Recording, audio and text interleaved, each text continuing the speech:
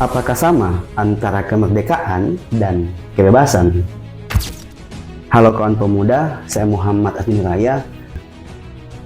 Selama ini, banyak orang yang mengira bahwa kebebasan dan kemerdekaan itu dua hal yang sama, padahal keduanya signifikan berbeda. Sederhananya, kebebasan itu ketika kita berhasil terlepas daripada jerat ataupun ikatan yang membatasi gerak kita.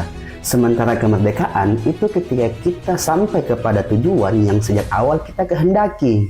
Nah, kalau kita ibaratkan sebuah kapal, ketika kapal itu melepaskan tambatnya dari dermaga, ketika kapal itu mengangkat jangkarnya, maka kapal itu kita sebut bebas. Tapi, apakah hanya karena bebas kemudian dia menjadi merdeka? Belum tentu. Kenapa? Karena bisa jadi dia terombang-ambing di tengah lautan tak tentu arah. Bisa jadi mungkin kapal itu tidak bergerak kemana-mana. Atau bahkan bisa jadi kelak kapal itu akan menabrak karang dan akhirnya tenggelam. Barulah setelah kapal itu bergerak menuju arah yang jelas dan sampai kepada tujuan yang sejak awal dikehendaki, itu yang disebut sebagai merdeka.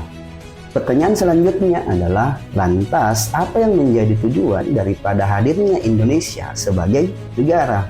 Hal itu tertuang jelas di dalam ideologi bangsa kita, yakni Pancasila. Indonesia baru merdeka itu ketika ketuhanan yang Maha Esa tidak lagi diabaikan. Indonesia menjadi merdeka itu ketika kemanusiaan tidak lagi diinjak-injak. Indonesia menjadi merdeka itu ketika persatuan mengikat seluruh masyarakat tanpa terpecah belah hanya karena perbedaan suku, ras, golongan, agama, ataupun bahasa. Indonesia menjadi merdeka itu ketika keadilan sosial nampak menyata untuk semua. Atau dengan kata lain, Indonesia merdeka itu ketika teraktualnya peradaban Pancasila.